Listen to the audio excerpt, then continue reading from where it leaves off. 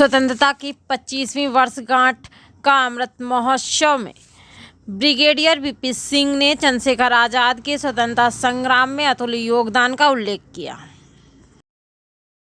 तो आप सब लोगों को इस बात के बारे में मालूम है कि 2021 में आने वाली जो 15 अगस्त है वो हमारे देश की आज़ादी की 75वीं वर्षगांठ होगी। तो हमारे जो मिनिस्ट्री ऑफ डिफेंस ने ये फैसला किया क्योंकि 75 का फिगर है, तो आज के दिन में यानी कि 12 मार्च 2021 में पूरे देश में 75 ऐसे महानुभाव जो हैं जिन्होंने हमारी आज़ादी में या आज़ादी के बाद कोई बड़े योगदान दिए हैं, उनका आदर सत्कार किया जाएगा। तो जिस तरह से आज ये कार्यक्रम कानपुर में हो रहा है, इसी तरह से 74 और पूरे देश की जगहों में सेम इसी तरह के कार्यक्रम हो रहे हैं। इस और कार्यक्रम में लगभग कितने लोग मौजूद हैं? इस कार्यक्रम में आज के दिन में यहाँ पे करीब 20 ऑफिसर और हमारे 100 कैडेट्स हैं। तो और आप ये सारा का सारा जो कार्यक्रम किया जा रहा है ये एनसीसी के सौजन्य से किया जा रहा है। तो मैं भी यहाँ पे कानपुर एनसीसी के ग्रुप का कमांडर हूँ।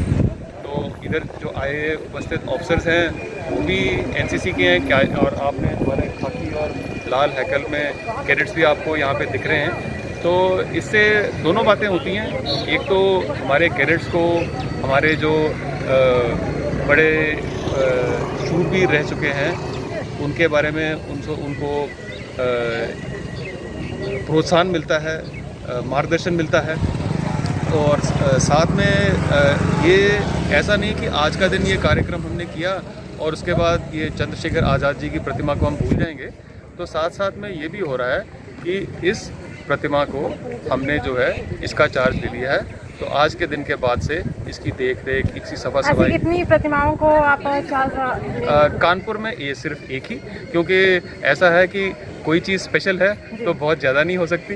तो आज के दिन में जब हमने पूरे के पूरे कानपुर में सोचा कि अगर आप मानिए कि कानपुर जो है बहुत बड़ा डिस्ट्रिक्ट है, झांसी तक फैला हुआ डिस्ट्रिक्ट है हमारा, तो ऐसी कौन सी शख्सियत होंगे जिनको ये दर्जा दिया जाए कि पूरे कानपुर में नंबर 1 प्रतिमा उनकी है और उसी प्रतिमा का आदर सत्कार करना है। तो काफ़ी सोच विचार करने के बाद फिर हमने चंद्रशेखर आज़ाद जी को चुना, और उसका भी कारण है, उनके बारे में क्रांतिकारी एक बहुत बड़े योद्धा रहे हैं हमारे, वो तो आप जानते ही हैं।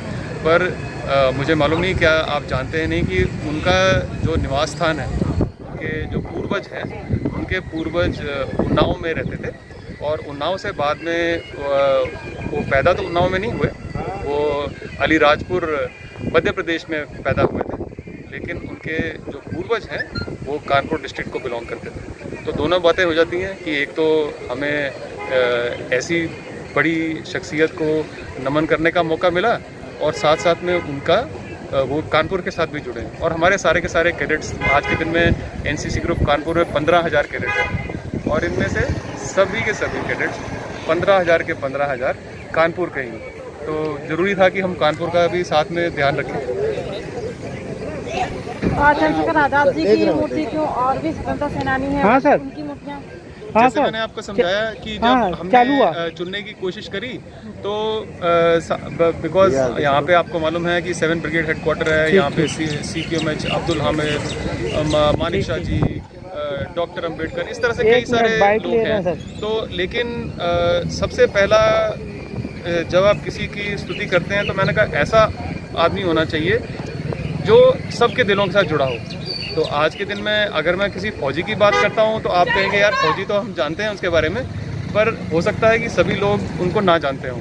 लेकिन चंद्रशेखर आज़ाद जी एक ऐसी शख्सियत हैं जिनको जो पुराने लोग तो जानते ही जानते हैं। पर आपको याद होगा जब रंग दे बसंती पिक्चर बनी थी तो उसमें मुख्य नायक का काम किया था आमिर खान ने। तो आमिर खान ने भी किरदार किसका दिया था? आज़ाद का ही दिया था। तो ये बड़ी ऊंची हस्ती हैं, और इसलिए हमने चंद्रशेखर आज़ाद जी को चुना। आपने कैडेट्स को क्या आप देना चाहेंगे आगे राय? कैडेट्स को देखिए, एक एनसीसी कैडेट की खासियत ये है कि बाकी तो राष्ट्र सेवा कई सौ करते हैं, स्काउट्स भी करते हैं, इनके पास एक यूनिफॉर्म दे दी जाती है। जैसे ही आपने किसी को यूनिफॉर्म दे दी तो आपने उसके साथ एक डिसिप्लिन जोड़ दिया। उनको हम जैसे कुछ फौजी कारवाइयाँ भी सिखाते हैं, मैप रीडिंग हो गई, वेपन ट्रेनिंग हो गई, ड्रिल हो गई, तो एक तरह से उन्हें आगे फ़ौज में या बाकी पैरामिलिट्री फोर्सेस में जाने का रास्ता इख्तियार किया जा रहा है कि आप लोगों के मन में ये जज्बा हो कि मैं भी भारतीय सेना में, पुलिस में, ITBP में एक ऑफिसर बनना चाहता हूँ। ऑफिसर ना बन पाया तो जवान बनना चाहता हूँ। और इसलिए अगर आप समझेंगे तो एक शांतिपूर्ण भावना भी अच्छी होती है, लेकिन जो जवान लोग हैं उनके दिल में जो जोश पैदा करना है, तो वो जोश पैदा करने के लिए आपको ऐसे लोगों के बारे में याद करना पड़ेगा जो अपनी जान पे खेल सकते हैं। तो वो उनको हम अपना हीरो कहते हैं, इस तरह से। और जनता के लिए आप क्या कहना चाहेंगे? जनता के लिए ऐसा है कि जनता की सपोर्ट के बगैर तो हम कुछ भी नहीं हैं। तो देश की सेवा सब करते हैं, आप भी हमारी बात जो है सबके तक पहुंचाते हैं। तो मैं ये समझता हूं कि मैं वैसे भारतीय सेना को, आपको मेरी यूनिफॉर्म से ये साफ बात प्रतीत होती है, लेकिन आज के दिन में मैं भारतीय सेना का अकेला नहीं रह गया, मेरे साथ कानपुर का नाम जुड़ गया। वो कैसे?